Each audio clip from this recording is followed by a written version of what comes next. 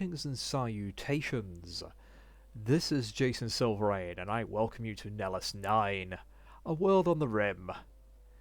Not an important world, but its system is on the border of two conflicting empires, and thus it is in an area surrounded by debris of shattered hulls of various spaceships.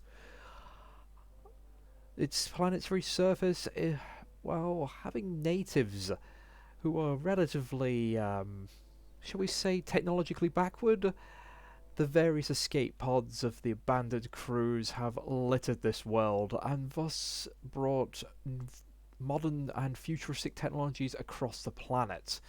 Warring factions and, well, besieged natives caught in the middle. It's a rather wild little world, one that's fully conquered by pirates and raiders of all kinds. Our own crew having gone to the system to raid the various hulls and wreckage of the floating debris, hoping to make a little bit of our own fame and fortune. Sadly, we were the victims of the Revolvers, a pirate group, and thus we are beginning a Rimworld campaign against them as our ship comes crashing down and we are stranded on the world alongside them. Yes, the neuro stimulations keeping us stable still flood our system as we land roughly on the surface. Flaming streaks scar the sky as a burning wreckage scatters across the Rimworld. You and your crew are safe but stranded. And I do have a fun little crew today. Yes, I'm mostly using the Rich Explorer start with a few little tweaks. I've got 2 random pets to begin with. I added a few extra tents and made them out of Devil Strand just so they'd have a little bit of extra durability, and also because I just like the red. So, our captain. Let us see where everyone is. Okay, we have Williams, Virgil Williams, an explorer writer.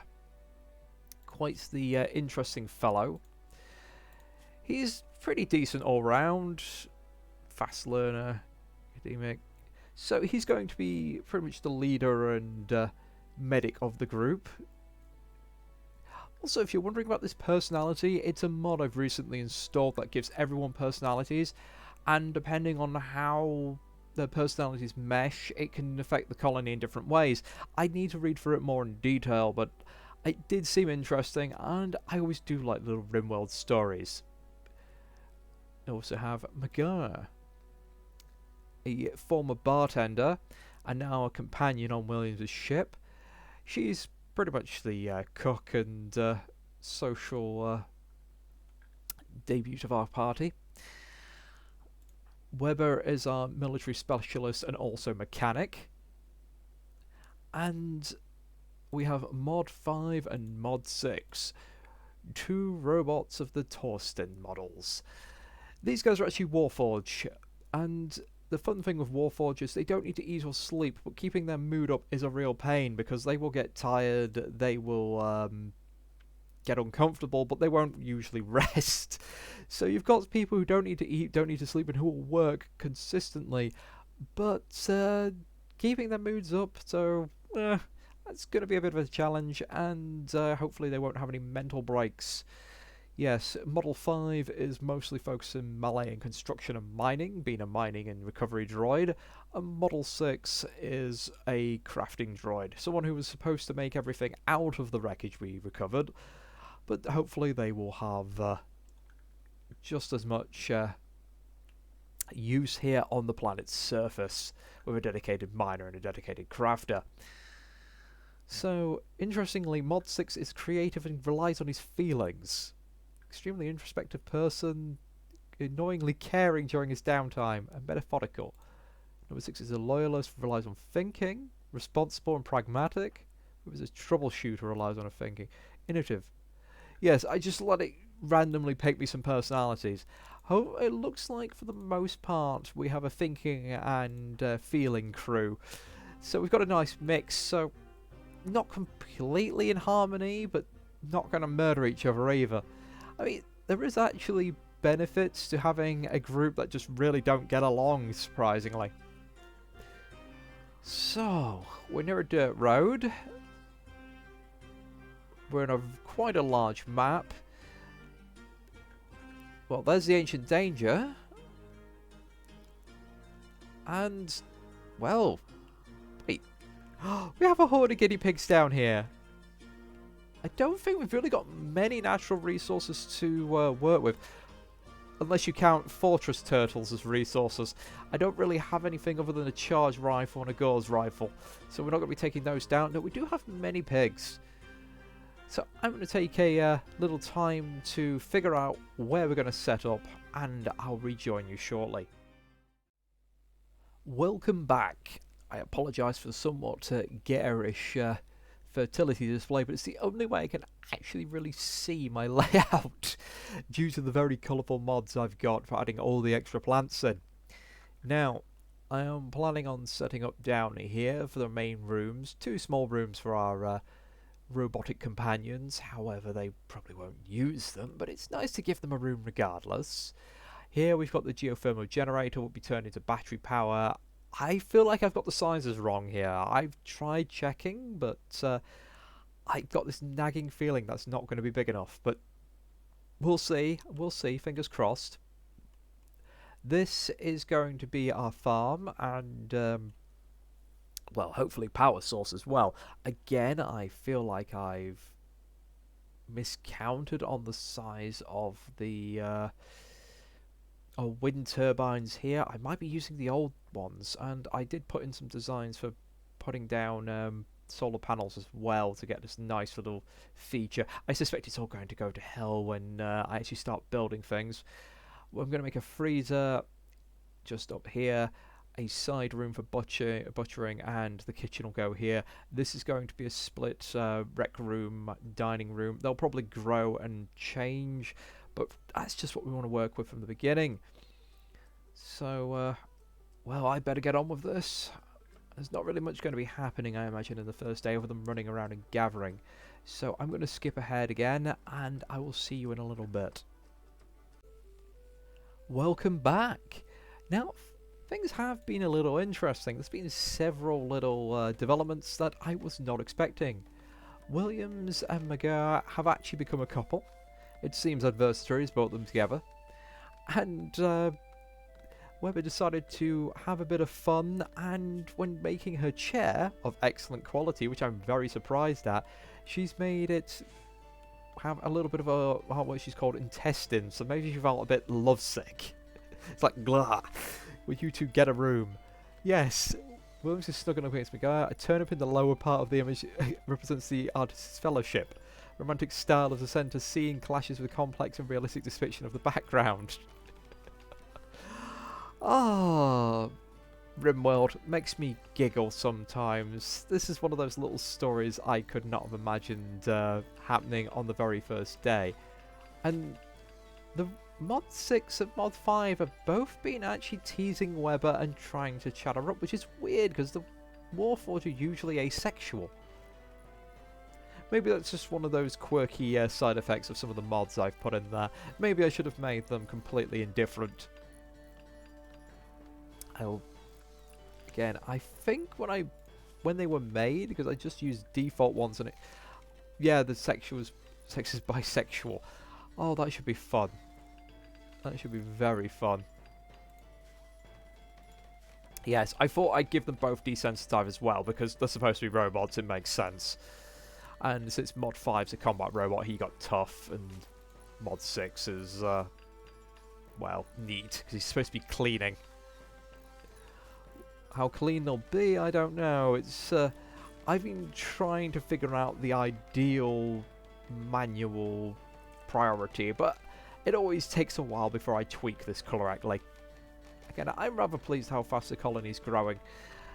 There are a few odds and ends around the place that are worrying me, but I think I'm going to have a slow start with this one, and then we'll have a nice spree of building in the meantime. As evening begins to set on day 2, the base is looking pretty decent. There's still no power, but we're working on that. But we have a guest of a giant spider who I've sent Weber out to hunt. Hopefully she'll be a bit more successful this time, as with the timber wall she decided to put quite a few holes in our newly made structures. So far, she doesn't seem to be that interested. Maybe a little priority is needed.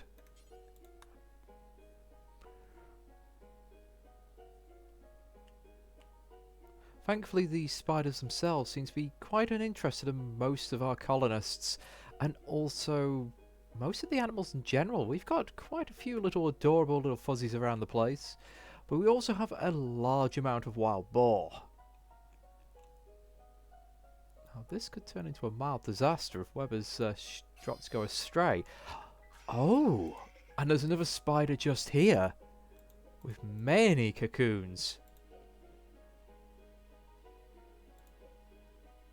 Oh, interesting.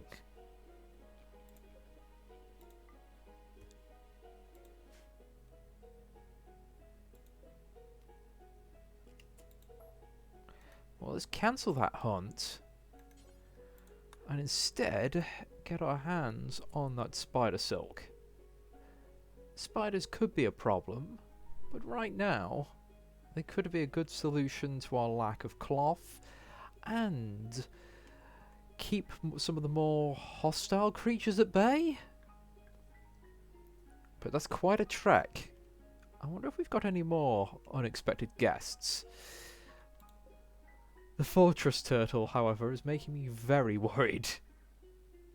I really don't like that lurking too close to my base because there is nothing that Williams and the crew can do to stop it should it decide to rampage and destroy everything. Hopefully, the evening will continue to be peaceful.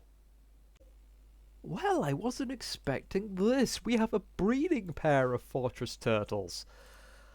Oh, goodness me. On the bright side, we don't have any other predators on the map, so the spiders are going to have a happy time to themselves, eating everything. So, if they start breeding, I may have to exterminate them.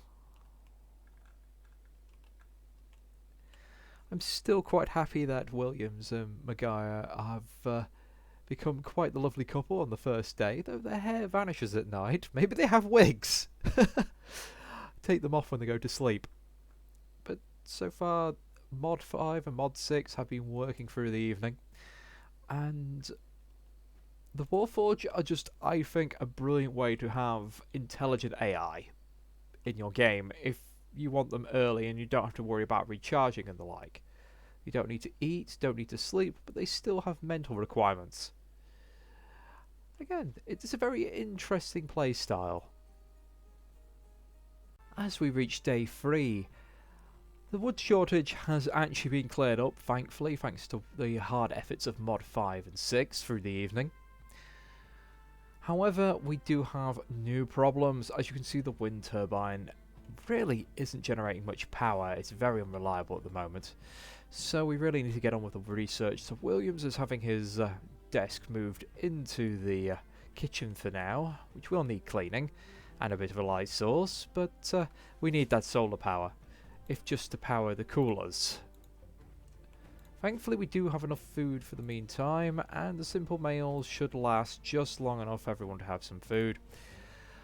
Also, the positioning of the tents is not really ideal, as people are being disturbed in the night when people want to play the recreation with the horseshoe pin and just moving around. So those will be moved around. They will be kept for guests, I think, or prisoners. I like the idea of maybe having my prisoners sleep in tents. That'll be a bit different.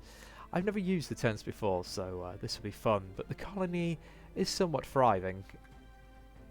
Maybe not as much as my previous colonies, but we're starting from scratch this time, if with some decent beginning resources and 2 tireless servants to keep going for at least some basic tasks. The farm is a bit late and a bit far behind, but sadly I'd got distracted. Well, I'll refuse guests until I have guest beds. At least Daisy and Component are very happy. I might change their names later if anyone wants to have their name thrown in there or has a request for names. But we're slowly growing. Hauling all this rubbish out the way has taken up a lot of time though. And also, Mod 5 doesn't seem to like shifting things. I had to tell him to come collect all the steel down here. Something that was a little frustrating. In the meantime, I need to start finding alternative food sources because I'm starting to run out of things already. It's going to be a while till that grass... Well, that rice grows anyway. I mean, 22%. A couple of more days. I really need to have a little cheat sheet reminding me of just how long this all needs to grow.